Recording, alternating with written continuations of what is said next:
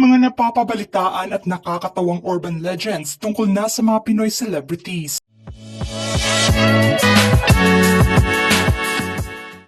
John Lloyd Cruz and Shaina Magdayaw Hospital Scandal.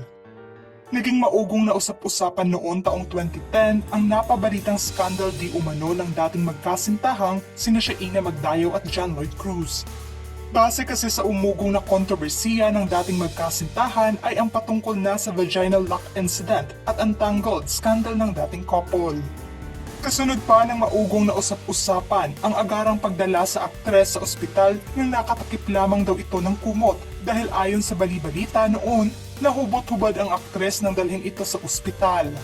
Dahil na nga sa naturang insidente. Ilang linggo lamang makalipas ang usap-usapan ay binasag na ng aktres ang kanyang katahimikan noon at inamin na hindi umano iyon nangyari sa kanila ni John Lloyd. Ang sagwa umano ng naturang issue na ibinato sa kanila kaya napilitan siyang magsalita na Ariel Orita's bisikleta joke. Pinasinungalingan ng TV icon na si Ariel Orita.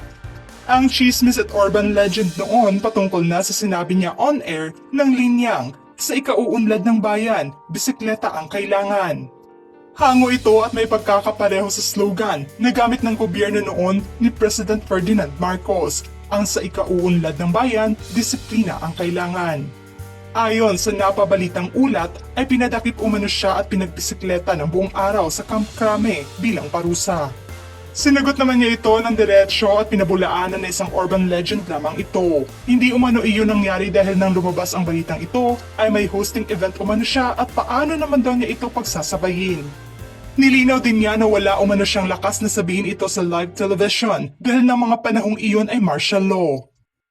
Nora Honor's fling with Don Johnson. Sa murang edad na 21 years old, ang American actor na si Don Johnson ay nagkaroon nga ito ng matinding chismis sa bansa matapos na maiugnay ito kay superstar Nora Honor. Ayon sa ulat ay nahulog umano ang loob nito sa aktres at nagkaroon umano sila ng maikling relasyon. Nang mga panahong ito ay gumawa ng pelikula ang aktres taong 1970, ang Lollipops and Roses. Kinuhanan naman ang shots ng pelikula sa Hollywood, kaya naman may mga foreign talents na kabilang sa naturang pelikula. At isa na rito ang foreign actor na si Johnson at ang kanyang karakter ay may gusto siya sa aktres. Pinusuan nga noon ang eksena ng dalawa. Kasunod nito ang pag-ugong ng balita na nagkaroon ng relasyon ang dalawa sa totoong buhay habang nasa Amerika pa ang aktres. Kasagsagan kasi ito ng hiwalayan nila ni Terzo Cruz III, ngunit naging maikli lamang daw ang relasyon nila ni Johnson at Nora dahil bumalik na nga ito sa bansa. Pinabulaanan at binigyang linaw naman ito ni Nestor de Guzman na isang resource person ng aktres na hindi umano totoo na nagkaroon ng relasyon ang dalawa at co-star lamang daw ito ng superstar. Vilma Santos, Mysterious Hanky. Isa sa mga trademark ng Star for All Seasons na si Vilma Santos ay ang kanyang handy-hanky na siyang nasa kanya kahit anuman ang suot nito. Ayon sa urban legend noon tungkol na sa veteranang aktres ay kaya umano parati nitong bitbit at hawak-hawak ang kanyang panyo para umano matakpan ang malaking ugat nito sa kanyang kaliwang kamay. May ibang bersyon naman na kaya umano lagi itong may hawak na panyo ay lagi umanong nagbabasa ang kamay nito. Natawa na lamang ang Solid International Incorporated President of Vilma Santos na si Jojo Lim nang malaman ang chismis. Aniya na noon pa man daw ay lagi na itong pinagbabaon ng lampin para pamunas ng pawis. Binago lamang daw ito at ginawang mas fashionable na mga designers ng aktres. At dahil nga naging trademark na ito sa kanya, lagi ng katerno ang mga panyo nito sa kanyang mga kasuotan. Ang kaibigan din daw nitong si Connie Reyes ang nagpayo kay Vilma na magdala ito ng panyo sa kamay. Dahil tissue lamang ang ginagamit nito na pamunas niya sa pawis ng mukha. Binasag naman ni Vilma ang tungkol sa chismis na ito at aniya na simple lang kaya umano may bitbit itong panyo palagi ay dahil proteksyon niya ito sa alikabok, pawis at dumi. Nova Villa at Fernando Poe Jr. Love Child. Naging matagumpay ang karera ng biteranang aktres na si Nova Villa taong 60s matapos na mapabilang ito sa pelikula ni The King FPJ na Daniel Baryon. Dahil nakitaan ng kakaibang chemistry ang dalawa ay nagbunga nga ito ng chismis at usap-usapan noon. Ayon sa lumabas na issue, ang nag-iisang anak umano ng aktres na nasa Amerika ay anak umano nila ni FPJ at hindi umano sa kanyang asawa. Taong 2009, may paglilinaw ang aktres na hindi umano ito totoo.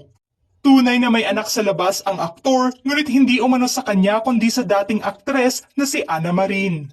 Julie Vega's death. Naging matunog na usapan noon ang rason ng pagkamatay ng kauna-unahang teleserye princess taong 80s na si Julie Vega.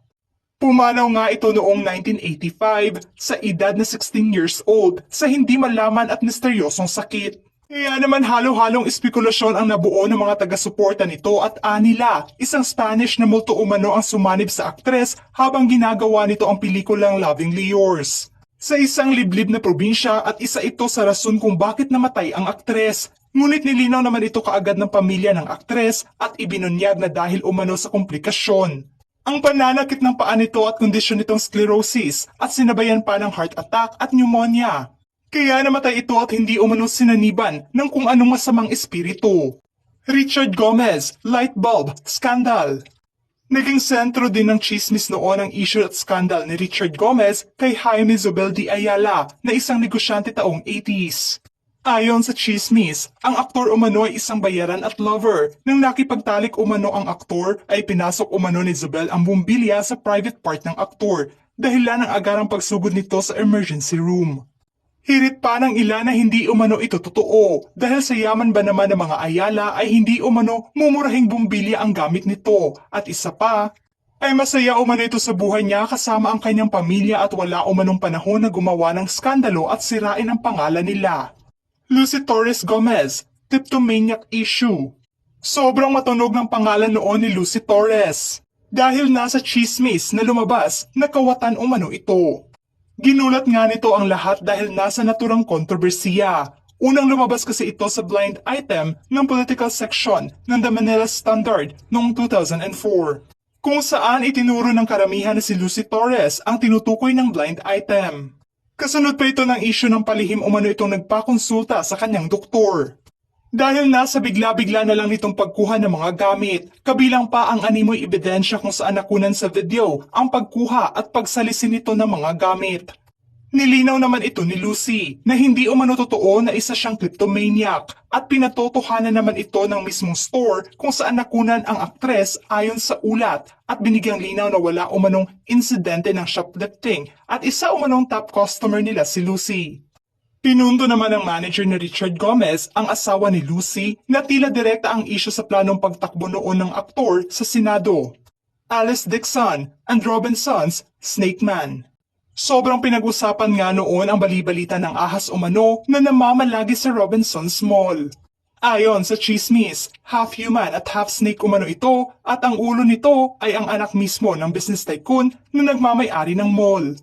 At ang mismong Snake Man ay kakambal umano ng isa pa niyang anak. Sekreto umano itong namimiktima ng mga babaeng bumibili sa mall at namamalagi umano ito sa dressing room. Isa umano sa nabiktima ng half tao at half ahas ay ang aktres na si Alice Dixon. Umibig umano ito sa aktres kaya malaya lamang ito nakakabili sa naturang mall.